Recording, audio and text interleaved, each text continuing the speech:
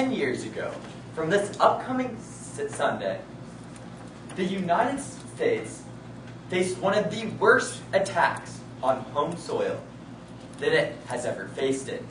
That being this September 11th terror attacks, completed by Al-Qaeda, an Islamic militant group with the purpose to destroy American values, to get and eat at the roots that built this country, with a hatred for our government and a hatred for our people. And this same hatred still exists in the very world we live in, and is still a threat today. And it has been for the 10 years since these attacks. Now, after 9/11, the United States bared down. We spent a lot on military, engaging in multiple conflicts around the world, to show that we would never let this happen again. We would never let a foreign militant group like this attack us on our soil. And that is what we continue to do. And that's why my partner and I stand in firm affirmation to the motion that now is not the time to cut U.S. defense spending. We define spending as spending used on military operations, both domestically and around the world, and the judging criteria to be that of net benefits. My partner and I have 4 contentions. First, the constant terror threat. Like I stated, even after 9/11, the United States has continued to face threats, both at home and abroad.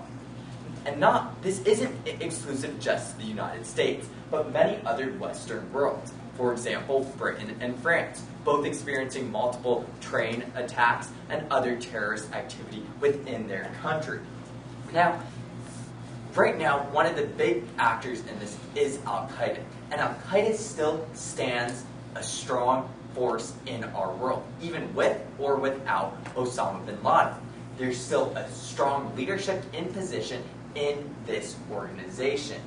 And we need to protect against this. This is still a prevalent threat in our society, and it's a threat that is countering the United States every single day. Not only do we face Al-Qaeda, but we also face cyber attacks, often unknown from the sources. We face cyber attacks, and we are needing to bear down our security systems. Every day, the Pentagon, the Defense Departments, the Department of Homeland Security evaluate and protect our country from and govern from these cyber attacks. It's these threats that put Americans and our infrastructure and our homeland in increased danger. So that is why, in order to protect the 330 million Americans in our country, we cannot stop now. Right now is the worst time to stop because we face all these threats. Furthermore, point number 2, we are currently in war. Not just one war, but 3 wars. Pulling out of Iraq, even though we still have a great presence in the country, combat troops in Afghanistan, and a large role in the uprisings in Libya. Thus, right now, we can see that we have a lot of conflict. And right now, it's clearly not the time to stop cutting in defense. I mean, do we think in the Revolutionary War that our Congress decided now's the great time to cut spending? What about World War II? Let's cut spending right now. It's going tough. Let's cut spending. What about the Civil War? Did either of the sides say, middle of the war, let's cut spending? No. When we're in the middle of a war and in the middle of the conflict, that's the last time to cut spending. Right now, we need to maintain our ability and success in these countries and in these regions. Thus, by keeping the spending the way it is, we are implementing and we are creating a positive outlook for U.S. troops in these nations and also the citizens of these nations. We are not only helping U.S. citizens, but we are helping those around the world, especially in these countries. Keep that in mind as I take their first point. You mentioned we're at war with Libya, Afghanistan, and Iraq. But which has been the most successful so far? Iraq and Afghanistan, which we're pouring millions of dollars into, or Libya, which we paid significantly less? Let's look at this in different perspectives. First off, they're different strategies. let's look at the conflicts in Afghanistan and Iraq. We look at the fact that after 9/11, the U.S. was directly attacked by Al-Qaeda, and there were, at the time, what looked like to be Taliban ties. So the United States federal government, the United States military decided we are going to implement, we are going to go into these countries, and we are going to stop them. We are going to have to take a more proactive role. And did it turn out, was it more difficult than expected? Yes, but that still doesn't mean we should just stop. When the going gets rough, we shouldn't get going. We should stay, and we should continue our presence in these countries. Going on to the third point is, the third proposition point is that of the U.S., the fact that the U.S. is a peacekeeping force. The United States is the strongest military in the world. People rely on us for protection. We protect against human rights abuse, whether it be in Libya, or whether it be in China, where we have a large influence. Whether it be around the world, we need to protect these people. People look up to us, not only the 330 million Americans in the United States, but that of the entire world. And this helps us. Not only does it help us protect ourselves, but it also helps our interests around the world, which is, as we look back at the judging criteria, net beneficial to the United States. The fourth and final point of the proposition is that about jobs. Right now, the military employs 2 million Americans. This is a lot of people. When we look at it, our unemployment numbers would skyrocket to up 2%. 2%. Right now, Washington is complaining if we go up 0.4%. There's panic. Imagine 2% if we eliminated all military spending. So not only are we receiving the benefits from increased security presence, from the increased benefits of dealing with other nations and protecting others, but also we are receiving the benefits of jobs, of providing our Americans with jobs and providing food for their families.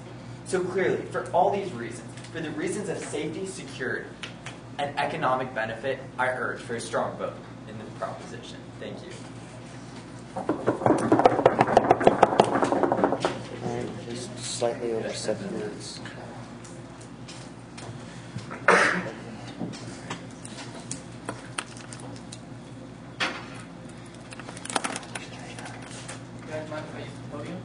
Go ahead. Yeah. If it helps. I was planning on using that as Okay. Is the panel ready? Are my opponents ready?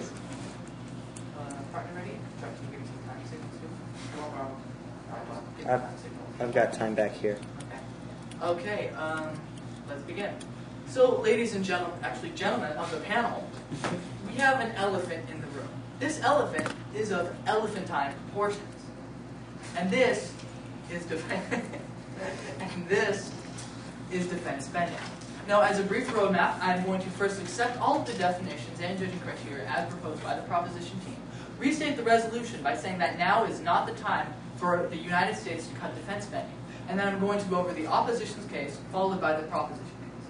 So, the opposition case has 3 simple, basic contentions to show you why defense spending needs to be cut right now. The first is of deficit and debt. It is indisputable and empirical that our national defense spending makes up a huge part of our deficit. The fact that it causes, we spend 7 times as much as any nation on the earth in defense spending. So this causes a deficit and a debt. Now here are the impacts of having a deficit and a debt to the degree that we have it. First of all, it forces our government to have quantitative easing or causing inflation. This, and furthermore, hurts our economy by raising the price of staples, not at this time please, of staple foods such as bread and corn. It forces governments to force all other alternative cuts, such as domestic spending as education, as in agricultural. It forces the government to cut spending where else it wouldn't. And because of that, it causes the need for them to cut it and hurts the American people, which is the main cause of national security, why we spend for national defense. The second impact is that it decreases the trust in the government. The reason being is that by having a large deficit, it shows that we cannot independently support ourselves. For example, our credit rating just got lowered. This detrimentally, the American society does not trust the government as much now. This decreases the trust in the government. It decreases the trust in our government to do its job efficiently. And this is generally bad for the American population. Thirdly, it causes interest rates to rise for everybody across the United States. Reason being is because other companies have our money because we owe them money. The fact that we're taking their money, this drives interest rates up for everybody. This, in addition, hurts them. Fourthly, it gives other competitors markets to go by. If we're taking all of their money, then where are we going to spend our money? It hurts our competition. So it furthers our competition's economic gains by allowing them to spend their money on us for us allowing to borrow their money, whereas our industries cannot focus on theirs. Our second contention, not at this time, please, is that the decrease in standard of living. There is a massive waste in military spending. And this can be used to focus on other things. For example, the 40,000 troops that we have stationed in Germany and in Europe can be used to focus on things such as education, or schools, or infrastructure, or things that generally make our nation more stable. And that's the entire reason that we spend for defense, is for national security. It's to provide for the stability and welfare of our nation. And you don't only do that by protecting yourself from physical threats. Even if we halved our military, we would still spend twice as much as any other nation on our planet. Not at this time, please.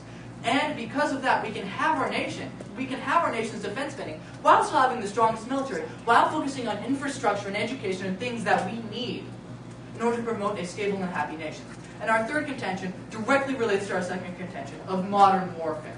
Our opponents bring up these great things like terrorism and cyber attacks. Well, our actual defense spending now doesn't protect against them.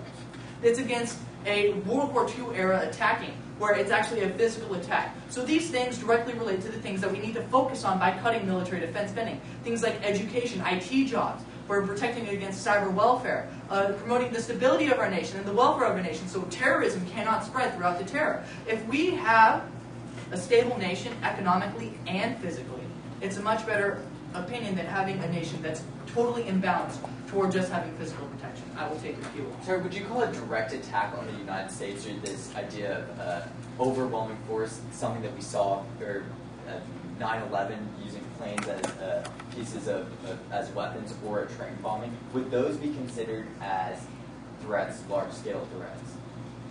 He brings up a good point. There are threats produced by terrorism. However, those would not make as large of an impact if people weren't afraid. And the people wouldn't be afraid if our nation was more stable, not at this time, please. So it wouldn't make as much of an impact if our nation was more stable, if people were less afraid in the first place. Secondly, look at what happened. We retaliated in Iraq, in Iran, Afghanistan. We retaliated. Look what happened. Terrorism is still out there. This is what happens. We need to find other ways to combat it. Furthermore, through education and through educating people and telling them that do not be afraid, do not give in to these people's objectives, not at this time, please. So, I'm going to go over the propositions case. Their first contention is that the constant terror threat. This directly, we turn this to the opposition by saying that these terror threats are not under our current military spending. They say by military operations. That's bombing people. That's causing untold harm unto other nations. And that's really not how you fight terrorism. You fight it through modern warfare, which is through education, which is through stability, while still having these physical supremacy that we would still have even if we have our military. The second one is that we're currently in war. This really doesn't matter. It's not relevant in today's debate, judges. Let me explain why. Not at this time, please. Because we don't have to cut the money from the actual war. We can cut 10% of our R&D budget, but be minded, that's only a fifth of what we cut from education. And still essentially save maybe 10% of our overall military spending. You can cut the overstationed troops, not at this time, please. Cut the stationed troops that are overseas, stationed that aren't doing anything. You don't have to cut from the war. And that's a fallacy that they're making, and that's not relevant in today's debate. Our third one is that the U.S. is a peacekeeping force. Two refutations to that. First is that there's the economic threats also, that the national defense spending also causes toward our national security. I believe I said that in my opposition case, that by having overburdened national defense spending, we actually hurt our economy, which in turn degrades the value of the American people. The second one is that, sure, we're a peacekeeping force, but I don't know, maybe there are organizations for this. Say NATO, the UN, other organizations that were primarily made to do a peacekeeping organization and not a singular country that's a coalition. We've done that before. I think it's in place now, and I think that kind of proves that the U.S. isn't actually a peacekeeping force. The fourth one is that jobs unemployment. Okay, so if we take half of our defense spending and we focus it toward our economy, I do believe that the jobs would balance out, or actually, in my opinion, make the jobs increase even more, because we focus on our economy rather than the defense spending. So for those reasons, I vote for a strong vote in the opposition of today's resolution. Thank you.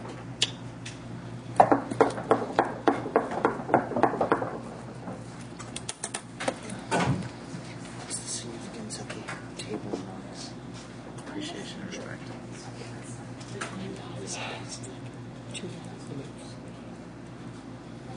I did not go to it. Oh, you went like about 7:20, Yeah, well, you went as far over as here. a little bit more even. Sure. Yeah, a little bit.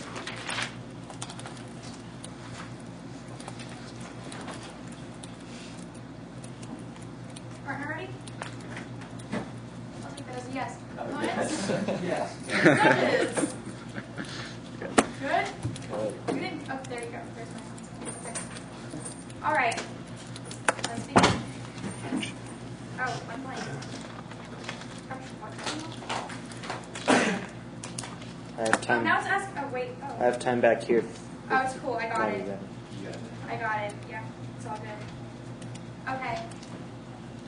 As I begin my speech, I'd like to extend my partner's blanket of thanks to our opponents, the judges, the audience, as well as my partner himself.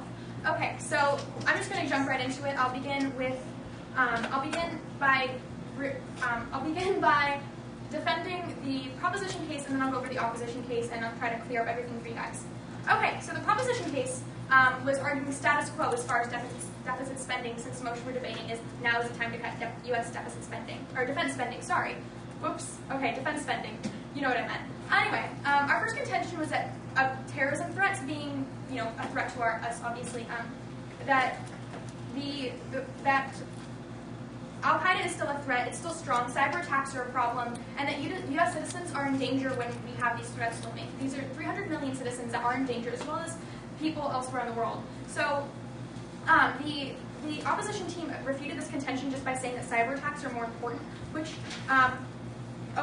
was basically their third contention, so I can just refute this now. They said that modern terrorism is more important and that we need jobs protecting against cyber warfare, so we should be cutting the jobs that we have now and putting them more into protecting against cyber warfare, which means that, they try to, at a few different places in their case and in attacking ours, they've come up with a few different kind of plans. Now, they haven't really given us a clear plan, but from this, they're talking about getting rid of some jobs, implementing others, but they haven't told us what jobs we're cutting, what are we implementing, how much is this going to cost us, or how much money are we going to be saving, and they completely leave out other threats. Please keep this in mind as I take their first point of information. I just want to state that the opportunity cost of this is that we're spending way too much, and we can focus it toward other things like the economy, like education, that can actually provide more jobs and more security toward things like cyber warfare. That's been 15 seconds, then you sit down. Okay. So yeah, they say that we should be putting this money into other jobs, but they haven't given us an actual plan here. They've talked about so many different plans. They have not given us a clear plan. They said, oh, we should get rid of these jobs. Oh, we should implement these jobs. Oh, hey, we need to pull people out of this country and this country. But they haven't given you a clear-cut plan. So I'm just going to address the rest of our case. Our second contention was that we're in 3 wars, Iraq, Afghanistan, and Libya. They tried to refute this just by saying that we could cut out idle troops that are stationed elsewhere in different countries, probably like Germany or other things. First of all, this gets rid of our soft power that we have, which is important because we are a peacekeeping nation, which I can get to that point as well later. But we cannot pull troops out of these different countries, whether or not they seem to be idle to the opposition team. This is 2 million jobs that people have in our military. That's 2 million people out of 300 million. Only 150 million of our citizens are even eligible to be in the workforce. So that's 2 million out of 150 million. That's 1 in every 75 people that you know would be losing their job if we got rid of these jobs. And less jobs overseas in these different countries means that there's more civil unrest, and we have a greater threat to our people as well as the world. If we don't have people stationed in these countries, that means that there's less trust in other cultures. This is what happened in World War II. It was happening with the Tea Party. What's happening with Angela Merkel, the German chancellor, who's now talking about fear of multiculturalism. So we need our troops stationed in these countries because we do have an influence. Now, we don't want to have these minority movements. We don't need this radical extremism endangering not only our people, but the people of the world. Keep this in mind as I take their second key point. Judges of the panel, do you think that it's actually worth They it to can't have answer you. 40,000 troops stationed in Germany that are literally doing nothing but sitting there and They're guarding not against doing Russia? nothing. There's a such thing called soft power, which is when, without actually attacking people, without saying, hey, look at our guns, we're the United States, we can actually just go into other countries and they know who we are, they know the influence that we have, and this kind of soft power is what gives us the actual power that we have in the United States. Like,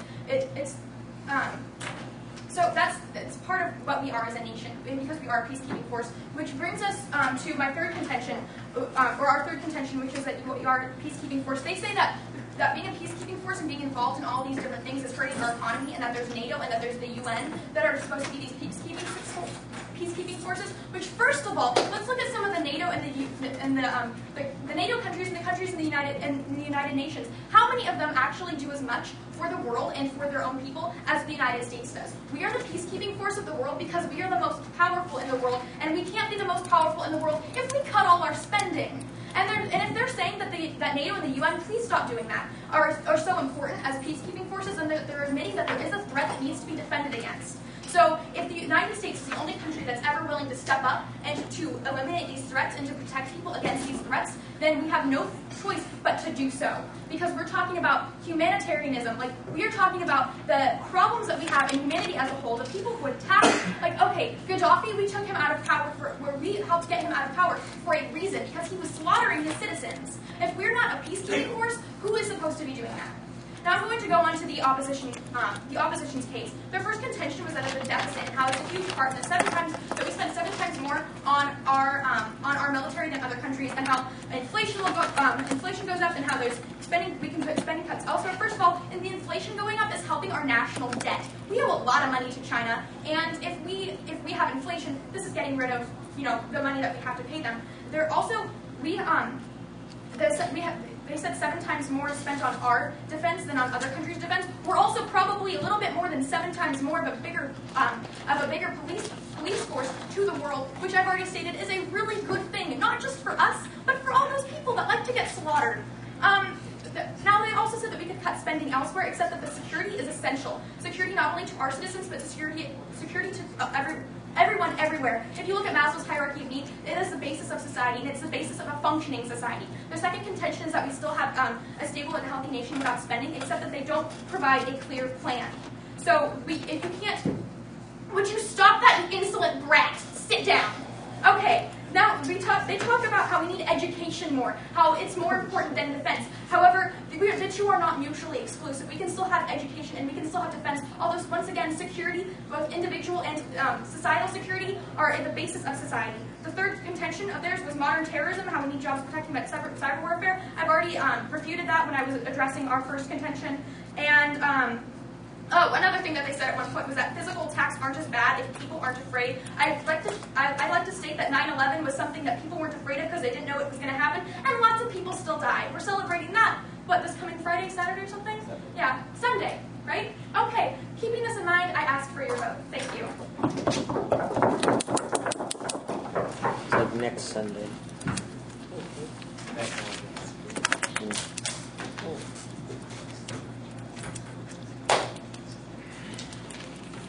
Are you in drama at all, Ivy?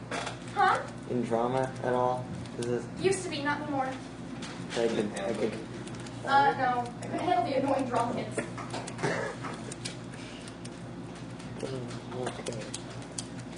Partner ready? Opponents ready? Uh-huh. And our great judges ready? Yes. Okay.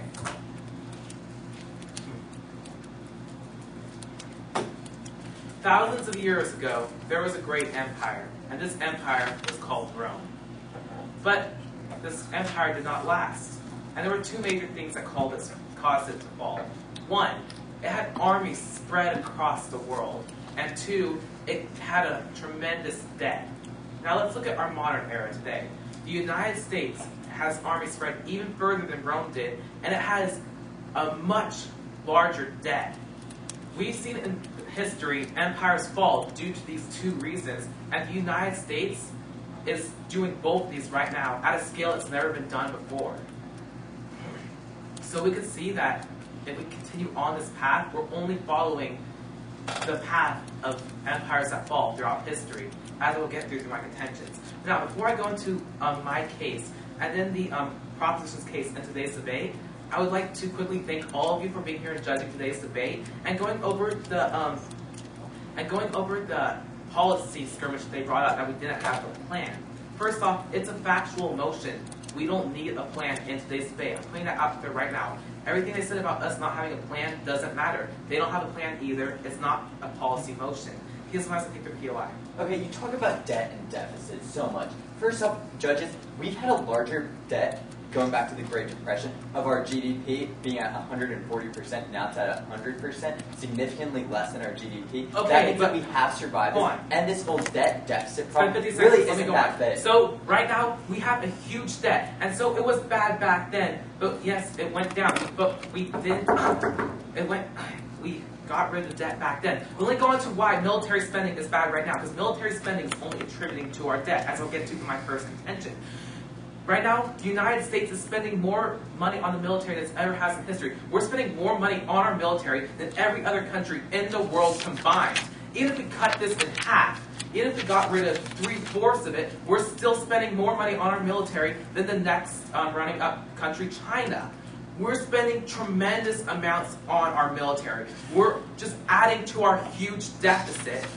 And let's say we just cut a little bit, just cut some money from it. We still have a great military. The proposition keeps assuming we're cutting all military spending. We're not. We're cutting money from the military, not this time, I have a lot to get through, and putting it elsewhere, like my partner said, into our infrastructure, into our economy, to help get rid of the debt and to help other things. Our second contention in today's debate was we're having a decreased standard of living. Due to all the money we're putting into the military, sorry, not this time, I have a lot to get through, we're making cuts elsewhere. We're making cuts in education. We're making cuts in infrastructure. We have a high unemployment rate. Why? Because we're spending so much on the military that isn't needed.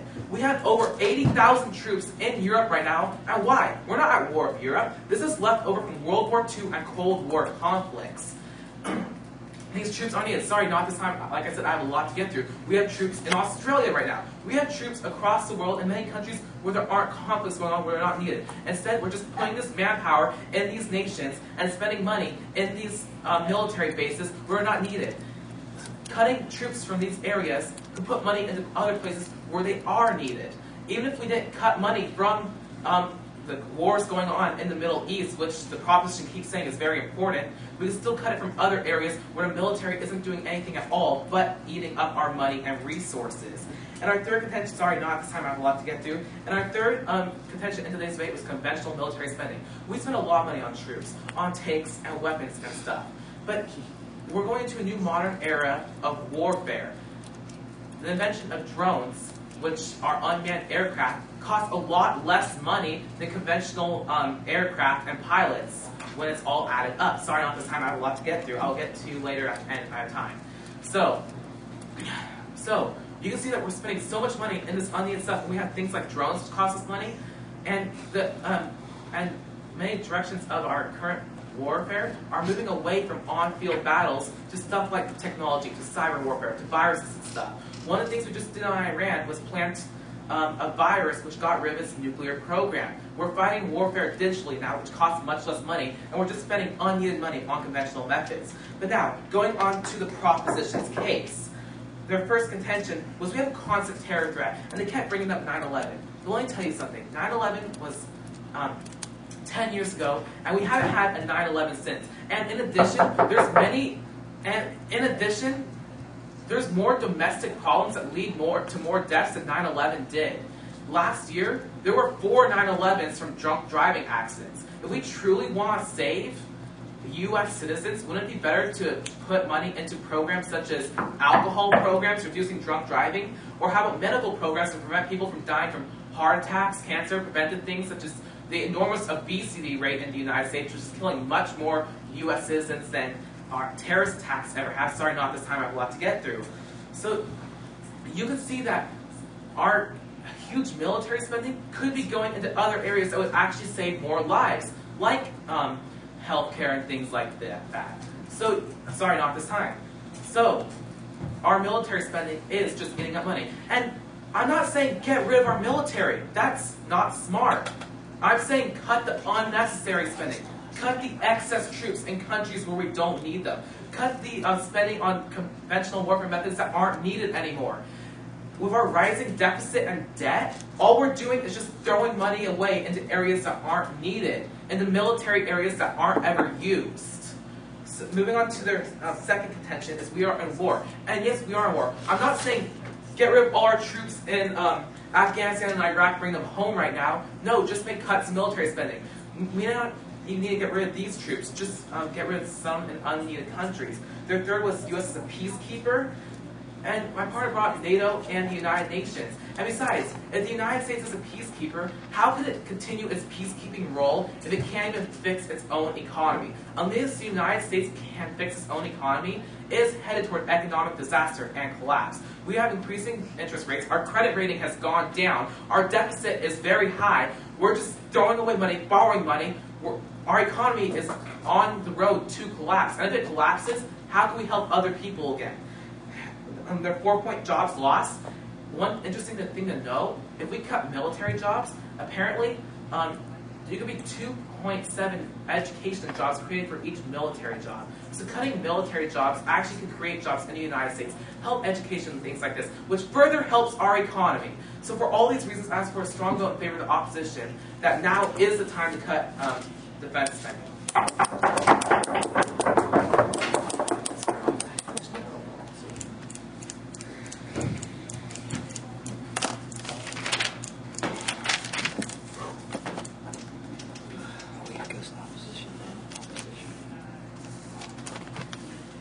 Okay, judges of the panel, are you ready?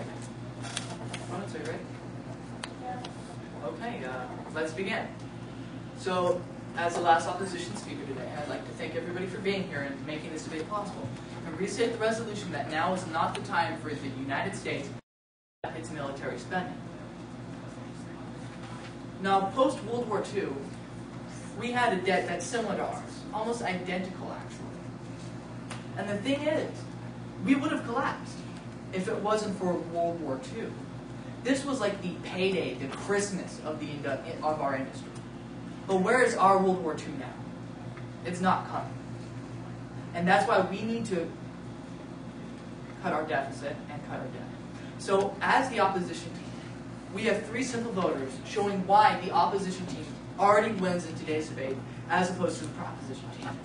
The first voter for us today is that their best is worse than our worst.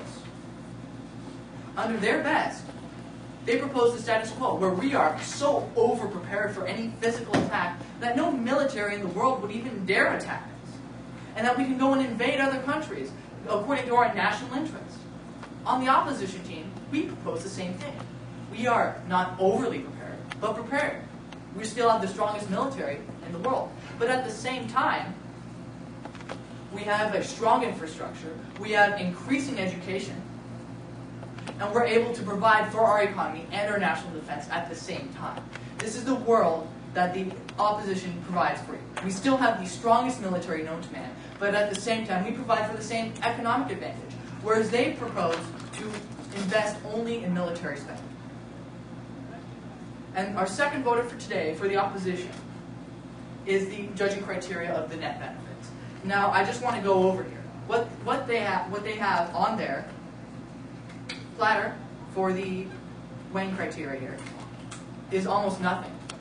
The opposition team, if you recall, we didn't refute it by saying, no, that's not incorrect.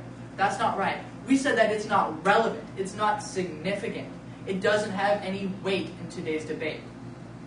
So even if their contentions prove true, they're not relevant. They're not significant. And we even turned one of their contentions. So if you look at their weight as a whole under the net benefits, they say that we're in a war right now. Okay, that's good. Okay. What else do we have? Oh, that's right. We're in a war and we need to prepare against attacks. Whereas the opposition team, under the net benefits, we still are prepared for attacks. We're actually more prepared for modern attacks. And at the same time, we're improving education, infrastructure, jobs. We're improving all of these. So if you look under the net benefits also, we're still winning in the opposition team. Now, as the third voter for today's debate, I just want to go over some of the key concepts that the proposition brings up to refute the opposition case. The first point is a matter of soft power. Okay, so if you believe that having troops stationed in Germany, all over the UK, troops stationed in Australia, equals our appeal to other nations, you can vote for the proposition team right now. Having troops in a country does not equal soft power. What equals soft power is our economic advantage, our economic keen edge. And quite frankly, we've lost that. But under the opposition's guidelines, so to speak, that can be held. The second impact, not this time please, their second impact is the fact that we're at war. They're going to hammer this to the ground. We're at war. We clearly said that's not relevant. There are other parts to be cut from the military. I want you to bring that up and keep that in mind during their speech. And the third one is that we have no counterplan. Okay, judges, there's this thing called cost-opportunity analysis. If we do this, we lose the opportunity to do this. This is what the opposition team is saying. It's clearly legal, and you can clearly do it.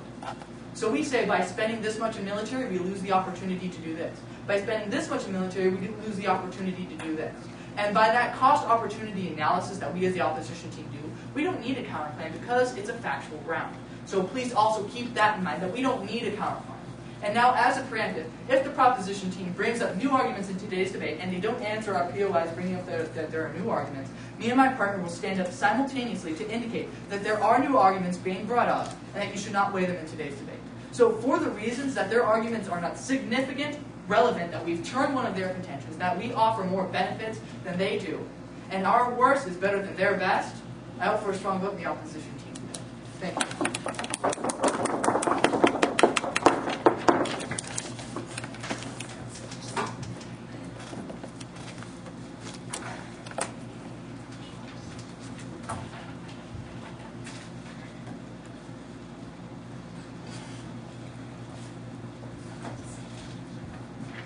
Is everybody ready? Great. When the first speaker came up in today's debate, in his first speech, he talked about this elephant in the room. This giant elephant-leaf elephant. Now, this is very important to today's debate. There's this giant elephant in this room, bigger than all of us, and we want to somehow get rid of it. But one of the big key things is, when we get rid of it, it's easy to say, yes, let's get rid of it. Let's kill it. Let's abolish it. Without looking at one of the more important issues. Where will this elephant fall? Who will it fall on? And what effect will it have? That's why, in today's debate, my partner and I don't believe we should kill the elephant. We believe we should keep the elephant in the room, and we should we agree with the motion, now is not the time to cut U.S. defense spending. Now, in today's debate, I'm going to take a step forward. I'm going to look at 4 voting issues, or judges' reasons why you should vote for and prefer the proposition in today's debate. But first, I will take their point. You seem to think that we want to kill the giant elephant, but no, this elephant is very fat, our defense spending, and we're just simply trying to reduce its weight. Still, it's not good for an elephant or us if it's so fat and taking up so much room and hurting all of us in the process. First off, it's not that easy to kill the elephant. And then also, what happens when this elephant decreases in size? What will it let others in? What if that elephant was protecting us? We don't know that, and that's why. Let's go into my 4 voting issues. Let's look at the first one of this contradictory ideas. Both teams agree there is a need for economic help. We need to look at the economy in today's decision making. That's by their first point, and that's by our 4th point. They say we need to reduce the deficit. Well, I said, and my partner have said, what's the problem with the deficit? What's the problem with the debt? Yet, no, thank you. Yet, and whereas my partner and I say we need to get jobs. We need to get jobs. And we've proven, and they've agreed with it, the fact that we need to get jobs because we need to feed Americans. We need to make sure people don't go hungry. Yet, they haven't proved why deficit spending is a bad thing. Why it's bad to have a debt. Like I said, we've gotten out of them before, and often we actually use war, ironically, to get us out of that one. It's happened before, and it can happen again, and it will happen again. The United States will not collapse like the second speaker was alluding to. No, thank you. But you see, by voting for the opposition, you will eliminate jobs, which are fundamental for economic success. We are going to increase our unemployment. And when you want to talk about fighting obesity, an unemployed population is not the way to go, because they turn to fast foods and other dangerous or other foods that can prove as a health impediment. So clearly, these are contradictory ideas and prove why you should vote for the proposition in today's debate. No, thank you. Going on to this second voter is of what will we cut? What of that elephant will we reduce in size? And how will we do it? Are we going to shoot it through the brain, have a big bloody mess? Are we going to fast it, have just this droopy elephant who's not going to be able to provide for anyone in the room? What are we going to do? The proposition says, look, we can shift our warfare to the modern era. Drones are a great way. Yet the first speaker said, let's eliminate our R&D. Let's cut our R&D. Yet how are we going to transition into this new modern warfare without our research and development partner in our military? Thus, we are creating a very uneasy, no one knows what will be cut. And even though this may not be a policy motion, we still want to know if there's something to be cut and what that will be. The final the next voting issue is about threat. The second speaker stated very blatantly, we've had no attacks since 9/11. To that I say, exactly. Right after 9/11, we increased our spending. Thus, that increase in spending has prevented 9/11, have prevented future 9/11, and is a good thing. And by his account, that also would be a good thing if we can stop these 9/11s from happening. The first speaker said, oh, we need to teach them not to be afraid. But hey, I grew up in New Jersey, and in August 2001, my family moved over. And let me tell you right now, many people who I still know who lost a lot of relatives, family members, coworkers, friends, they don't forget about 9/11. And when they see a plane, when they go on mass transit, they get worried. And they sure as hell aren't going to be able to be taught out of believing and being scared of these threats. So clearly, the proposition plan better protects the United States citizens and better protects the economic interests of our nation. So for all these reasons, I urge you, keep the elephant alive. Thank you.